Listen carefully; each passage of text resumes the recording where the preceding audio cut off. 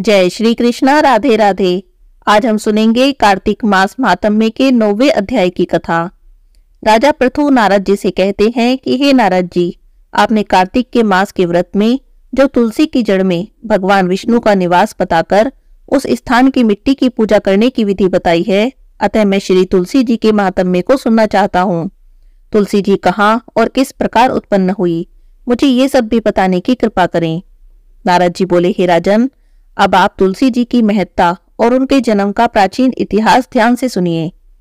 एक बार देवगुरु बृहस्पति और देवराज इंद्र भगवान शंकर का दर्शन करने के लिए कैलाश पर्वत की ओर चले। तब भगवान शंकर ने अपने भक्तों की परीक्षा लेने के लिए जटाधारी दिगंबर का रूप धारण कर उन दोनों के मार्ग में अवरोध उत्पन्न किया। यद्यपि वह तेजस्वी, शांत, लंबी भुजा, चौड़ी छाती वाले, गोर वर्ण वाले, अपने विशाल नेत्रों से युक्त, सिर पर जटा धारण किए वैसे ही बैठे थे, तथापि उन भगवान शंकर को ना पहचान कर इंद्र ने उनसे उनका नाम और धाम पूछा और कहा कि क्या भगवान शंकर अपने स्थान पर हैं या कहीं गए हुए हैं। इस पर तपस्वी रूपधारी भगवान शिव कुछ भी नहीं बोले। इंद्र को तो अपने त्रिलोकीनाथ होने का गर्व था, उसी अहंकार के प्रभाव से वह चुप किस प्रकार रहता। अतः उसे क्रोध आ गया और उसने क्रोधित होते हुए तपस्वी को दुड़क कर कहा, अरे, मैं तुझसे कुछ पूछ रहा हूं और तो उत्तर भी नहीं देता। मैं अभी तुझ पर वज्र का प्रहार करता हूं, फिर देखता हूं कि कौन तुझ दुर्मति की रक्षा करता है। ऐसा कहकर इंद्र ने उस जटाधारी दिगंबर को मारने के लिए अपने हाथ में वज्र उठा लिया। वैसे ही भगवान शिव ने वज्र सहित इंद्र का हाथ स्तंभित कर दिया और विकराल नेत्र करके उसे देखने लगे। उस समय ऐसा प्रतीत हो रहा था कि वह दिगंबर प्रज्वलित हो गए हैं और अपने तेज से ही जला देंगे। भुजाएं स्तंभित होने के कारण देवराज इंद्र बहुत दुखी हो गए और साथ ही साथ बहुत क्रोधित भी हुए। परंतु उस जटाधारी दिगंबर को प्रज्वलित देखकर बृहस्पति जी ने उन्हें भगवान शंकर के रूप में पहचान लिया और उन्हें प्रणाम किया। दंडवत होकर उनकी स्तुति करने लगे। बृहस्पति भगवान महादेव से कहने लगे, हे दीनानाथ, हे महादेव, आप अपने क्रोध को शांत कर लीजिए और इंद्र के इस अपराध को क्षमा कर दीजिए। बृहस्पति जी के ऐसे वचन सुनकर भगवान शंकर गंभीर वाणी में बोले कि मैं अपने नेत्रों से निकले हुए क्रोध को किस प्रकार से रोक लूं। तब बृहस्पति भगवान ने कहा कि हे भगवान, आप अपना भक्त वत्सल नाम सार्थक करते हुए अपने भक्तों पर दया कीजिए। आप अपने इस तेज को कहीं और स्थापित कर दीजिए और इंद्र का उद्धार कीजिए। तब भगवान शंकर गुरु बृहस्पति जी से बोले कि मैं आपकी स्तुति से बहुत प्रसन्न हूँ। तुमने इंद्र को जीवन दान दिलवाया है। मुझे विश्वास है कि मेरे नेत्रों की अग्नि अब इंद्र को पीड़ित नहीं करेगी। बृहस्पति जी से इस प्रकार कहकर भगवान शंकर ने अपने मस्तक से निकले हुए अग्निमय तेज को अपने हाथों में लिया और उसे क्षीर सागर में डाल दिया। इसके बाद भगवान शंकर वहां से अंतर्ध्यान हो गए। इस प्रकार जिसको जो जानने की कामना थी उसे जानकर देवराज इंद्र और बृहस्पति देव भी अपने अपने स्थानों को चले गए। यहाँ पर कार्तिक मास महात्म्य के 9वें अध्याय की कथा समाप्त होती है। अब हम सुनेंगे कार्तिक मास की कहानी। बोलिए विष्णु भगवान की जय हो। कार्तिक स्नान की कहानी। किसी गांव में एक बुढ़िया माई रहती थी। बुढ़िया माई बड़ी ही धार्मिक प्रवृत्ति की थी। व्रत पूजा बहुत करती थी, दान पुण्य करती थी। धन से तो गरीब थी पर दिल की बड़ी अमीर थी। जितना हो सकता था सबकी मदद करती थी। बस यही बात उसके बेटा और बहू को अच्छी नहीं लगती थी।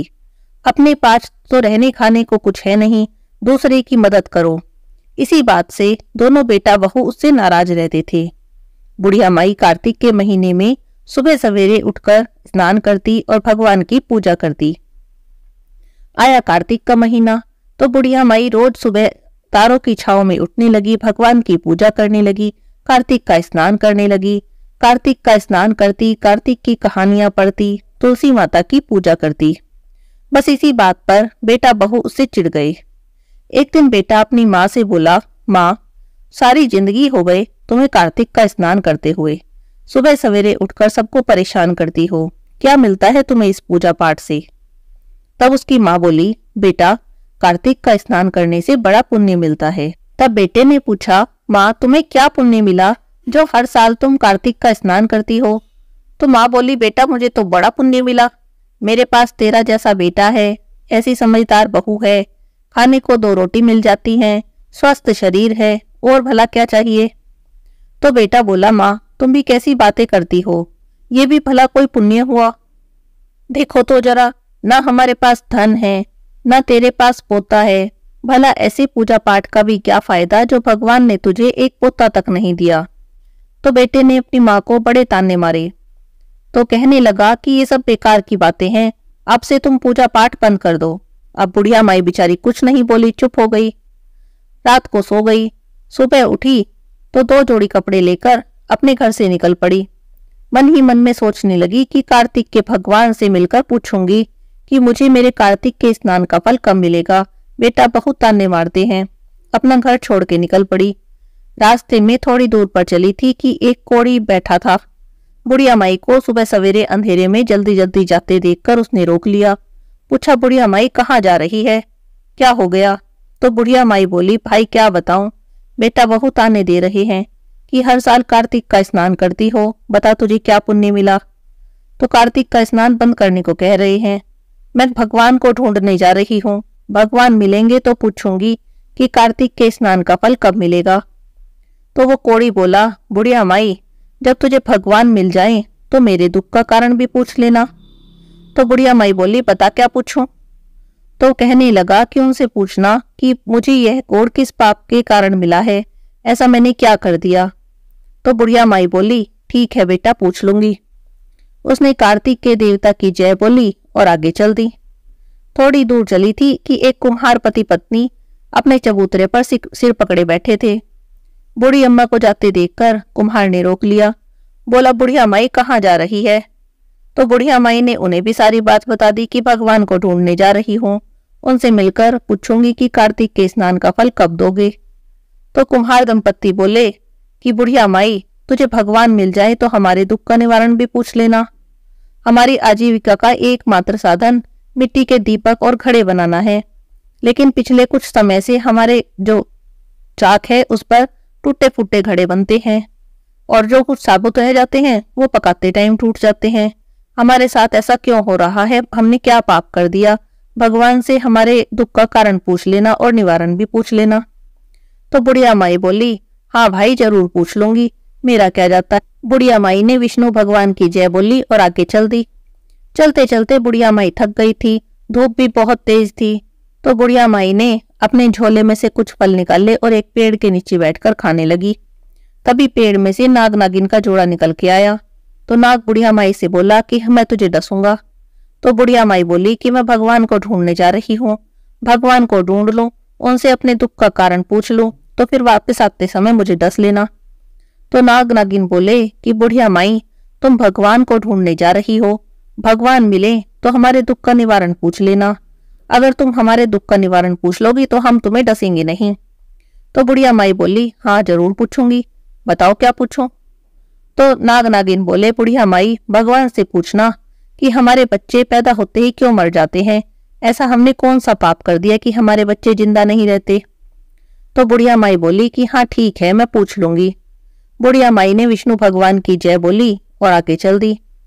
आगे चलते चलते एक आम का पेड़ मिला। बुढ़िया माई आम के पेड़ के नीचे बैठ गई और आराम करने लगी। देखकर आम का पेड़ तो बड़ा खुश हो गया, क्योंकि उस पेड़ की छाया में कोई नहीं बैठता था। पता नहीं क्या दोष था, ना उसकी छाया में कोई बैठता था, ना वहां के आम कोई खाता था। तो आम बुढ़िया माई से बोला, बुढ़िया माई कौन है, कहाँ से आई है, कहाँ जा रही है। तो बुढ़िया माई बोली, भाई मेरे बेटा बहू मुझे ताना देते हैं कि तू इतनी पूजा पाठ करती है, कार्तिक का स्नान करती है, लेकिन भगवान तुझे उसका फल नहीं देते। तो मैं भगवान को ढूंढने जा रही हूँ, भगवान मिलेंगे तो पूछूंगी कि कार्तिक के स्नान का फल कब दोगे। तो आम का पेड़ बोला, बुढ़िया माई भगवान तुझे मिल जाए तो मेरे दुख का निवारण भी पूछ लेना। बुढ़िया माई बोली, हाँ भाई पूछ लूंगी, बता क्या पूछना है। तो आम का पेड़ बोला कि भगवान से पूछना कि कोई भी मेरे पेड़ की छाया में नहीं बैठता, कोई भी मेरे फल नहीं खाता, मेरे तो आम भी बड़े कड़वे हैं, ऐसा मैंने कौन सा पाप किया कि मुझे सजा मिल रही है। देखो तो जरा मुझ पर कितने आम लटक रहे हैं और इनके बोझ से मैं दबा जा रहा हूँ, लेकिन कोई भी मेरे पेड़ से आम नहीं तोड़ता, ना खाता है। तब बुढ़िया माई बोली कि ठीक है मैं भगवान से मिलूंगी तो तुम्हारे दुख का निवारण भी पूछ लूंगी। बुढ़िया माई आगे चल दी। चलते चलते रात हो गई थी, अंधेरा होने लगा। सामने घना जंगल था। बुढ़िया माई को डर भी लगा, पर वो तो भगवान को ढूंढने निकली थी, मन में पक्का निश्चय करके निकली थी, इसीलिए रुकी नहीं, चलती रही। जंगल में जाने ही वाली थी, तभी एक साधु बाबा आए। पूछने लगे, बुढ़िया माई कहाँ जा रही है? देखती नहीं सामने इतना घना जंगल है, जंगली जानवर तुझे खा जाएंगे, तू जा वापस घर लौट जा। तो बुढ़िया माई बोली कि नहीं महाराज, कुछ भी हो जाए वापस घर तो नहीं जा सकती, भगवान को ढूंढने जा रही हूँ। भगवान से अपने दुख का कारण पूछूंगी और निवारण पूछूंगी कि कार्तिक के स्नान का फल कब दोगे। तो साधु बाबा पूछने लगे, बुढ़िया माई तो भगवान को ढूंढने तो जा रही है, पर पहचानेगी कैसे? क्या तूने कभी देखा है भगवान कैसे हैं? तो बोली, हाँ बाबा, भगवान को मैं जानती हूँ कैसे हैं। मेरे भगवान तो मोर मुकुटधारी, पीताम्बरधारी, गल वैजंती माल, ऐसे हैं मेरे भगवान। तो साधु बाबा बड़े प्रसन्न हुए। साधु बाबा के वेश में भगवान ही बुढ़िया माई की परीक्षा लेने आए थे। तो बुढ़िया माई का उत्तर सुन के भगवान बड़े प्रसन्न हुए और उसे अपने साक्षात दर्शन दिए। भगवान ने बुढ़िया माई को अपना मोर मुकुट पीताम्बरधारी स्वरूप दिखाया। तो बुढ़िया माई तो भगवान के दर्शन करके निहाल हो गई, चरणों में गिर गई, रोने लगी, बोली कि मेरे तो आज जीवन सफल हो गया जो मुझे आपके दर्शन हो गए। अब बुढ़िया माई से भगवान बोले, बुढ़िया माई मैं तेरी भक्ति से बड़ा प्रसन्न हूँ, मांग क्या मांगती है? तो बुढ़िया माई कहने लगी कि मुझे तो आपके दर्शन हो गए, अब तो मुझे और कुछ भी नहीं चाहिए।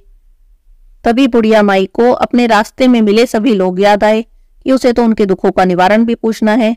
तो बुढ़िया माई रास्ते में मिले दुखियों के दुख का निवारण पूछने लगी। सबसे पहले बुढ़िया माई ने कोढ़ी के दुख का निवारण पूछा। कहने लगी, भगवान एक कोढ़ी मिला था, कह रहा था कि मुझे यह दुख किस पाप के कारण मिल रहा है। तो भगवान बोले, बुढ़िया माई वह कोढ़ी अपने पूर्व जन्म के कर्मों का फल भोग रहा है। पहले जन्म में राजा था, बड़ा ही कठोर निर्दयी स्वभाव का था, अपनी प्रजा के लोगों को बिना अपराध के ही दंड देता था। उसे उन्हीं लोगों की आह लगी है, अगर तू उसके कोढ़ पर मेरे चरण की धूली लगा देगी तो ठीक हो जाएगा। बुढ़िया माई पूछने लगी कि भगवान एक कुम्हार दंपत्ति मिले थे, वे भी बड़े दुखी लग रहे थे। तब भगवान बोले कि वे भी अपनी करनी की सजा भोग रहे हैं। एक बार उनके पास एक गरीब माता पिता आए, उनकी बेटी का ब्याह था, उन्हें घड़े लेने थे, लेकिन उन्होंने घड़े देने को मना कर दिया और ज्यादा दाम मांगने लगे। वे बड़े रोए गिड़गिड़ाए और कम पैसों में घड़े मांगे, लेकिन उन्होंने मना कर दिया। उन्हें उन्हीं की आह लगी है, जब तक वे 7 लड़कियों के विवाह में मुफ्त में घड़े नहीं देंगे तब तक उनका दोष नहीं छूटेगा। अब बुढ़िया माई ने नाग नागिन की बात पूछी तो भगवान बोले, बुढ़िया माई नाग नागिन का जोड़ा भी अपने कर्मों का फल भोग रहा है। उन्होंने एक बार गर्भवती स्त्री को डस लिया, वह स्त्री अपने बच्चे के साथ तड़प तड़प कर मर गई, उसे उन्हीं की आह लगी है। अब वे नाग नागिन अपनी नागमणि किसी गरीब को दान करेंगे, तभी उनका दोष छूटेगा। फिर बुढ़िया माई ने आम के पेड़ की बात पूछी तो भगवान बोले, यह आम का पेड़ छोटे छोटे बच्चों को अपने आम नहीं खाने देता था, उसे भी इसी बात की सजा मिल रही है।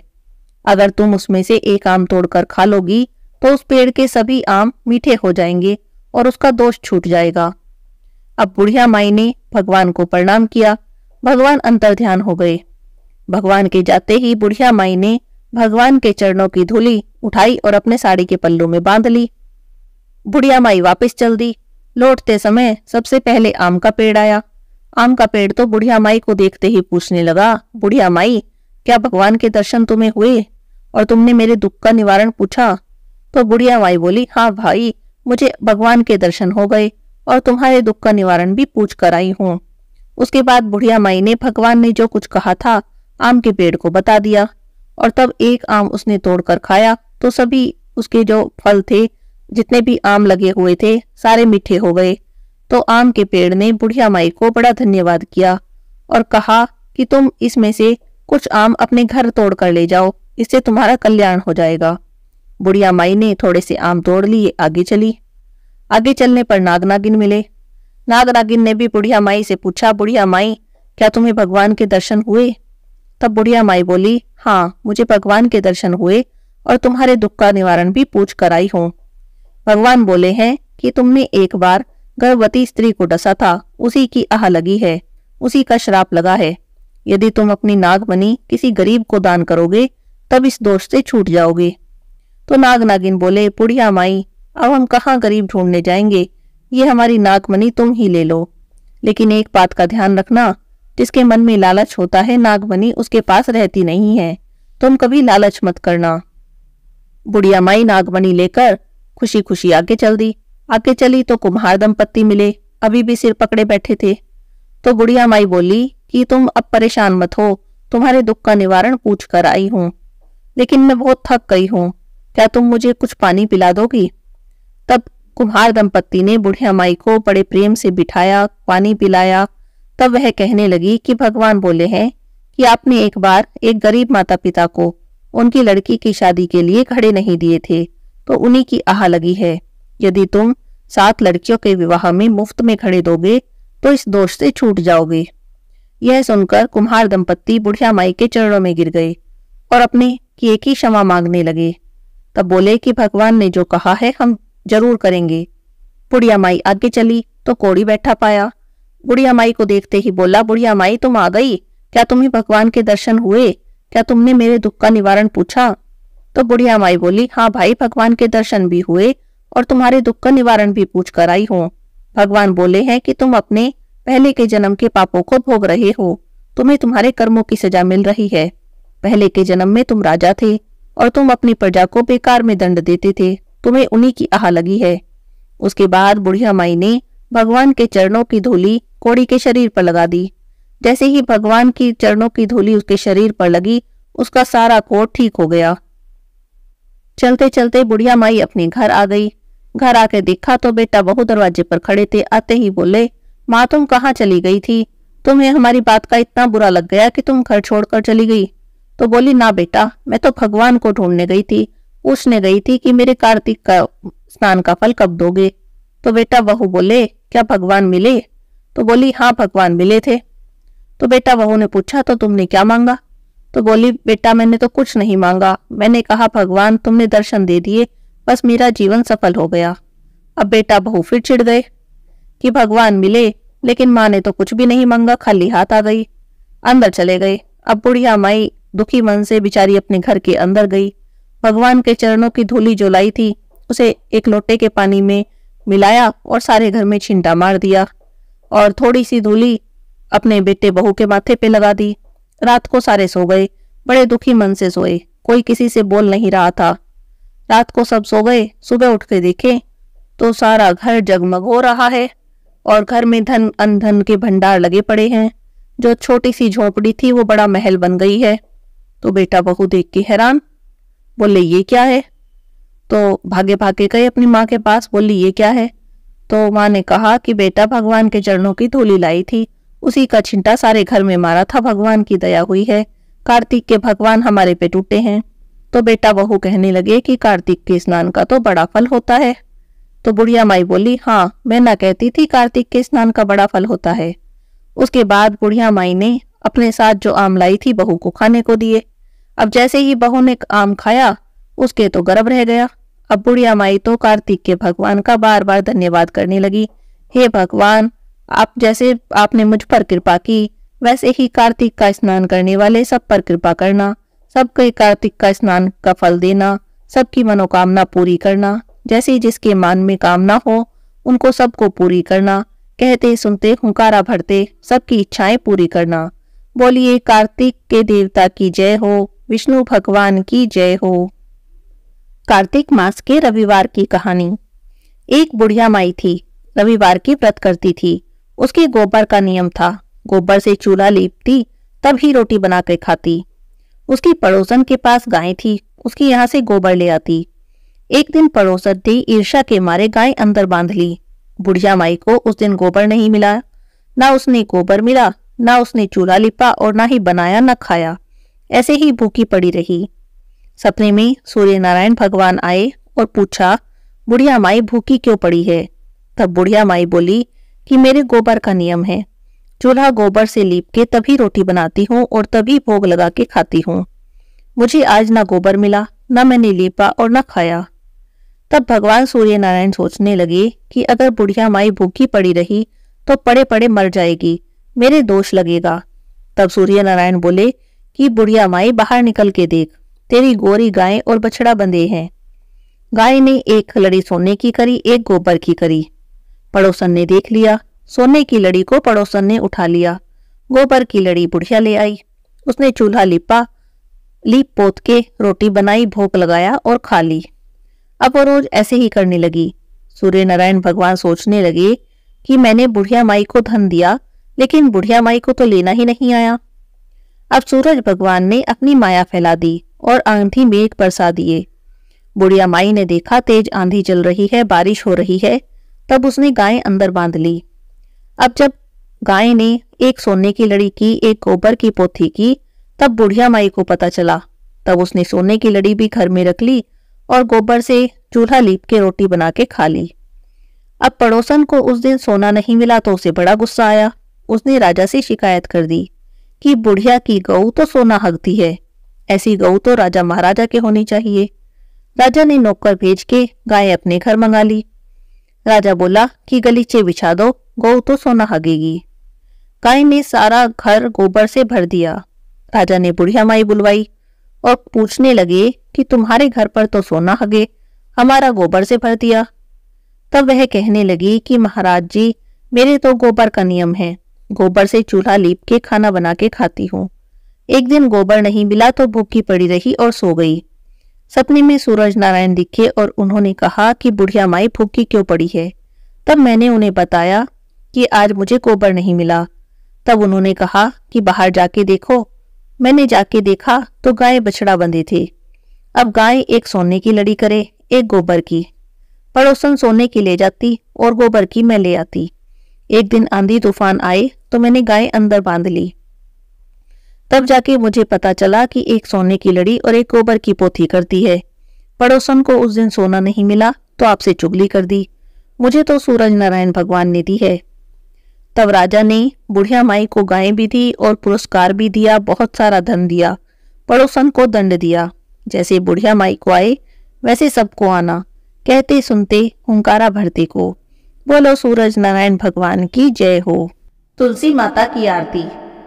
तुलसी महारानी नमो नमो, तुलसी महारानी नमो नमो, हरि की पटरानी नमो नमो, तुलसी महारानी नमो नमो।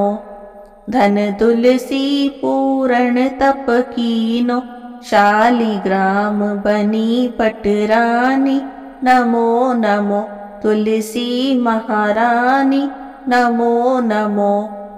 जहाँ के पत्र मंजरी कोमल, श्रीपति कमल चरण लपटानी नमो नमो, तुलसी महारानी नमो नमो, तुलसी महारानी नमो नमो, हरि की पटरानी नमो नमो। कौन से महीने में बोई रानी तुलसा, कौन से महीने में हुई हरियाली नमो नमो, तुलसी महारानी नमो नमो।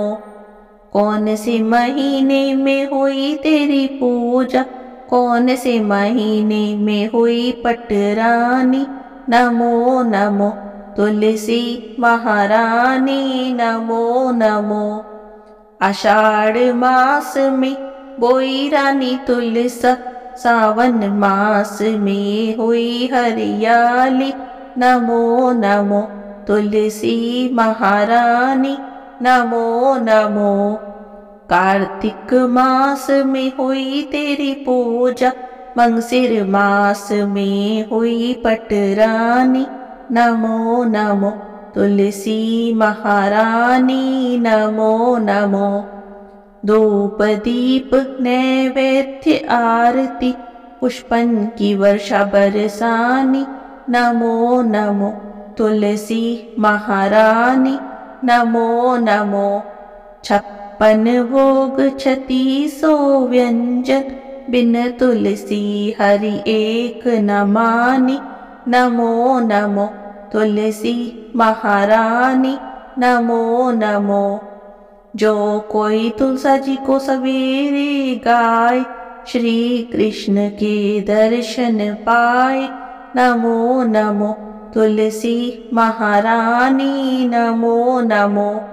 जो कोई तुलसी जी को दोपहर को गाए, खीर खांड के भोग लगाए। नमो नमो तुलसी महारानी, नमो नमो। जो कोई तुलसी माँ को शाम को गाए, श्री कृष्ण जी की आरती उतारे। नमो नमो तुलसी महारानी, नमो नमो। जो कोई तुलसी जी को रात में गाए, श्री कृष्ण जी के चरण दबाए। नमो नमो तुलसी महारानी, नमो नमो। सभी सखी मैया तेरो यश गावे, भक्ति दान दीजो महारानी। नमो नमो तुलसी महारानी, नमो नमो। हरि की पटरानी, नमो नमो तुलसी महारानी, नमो नमो।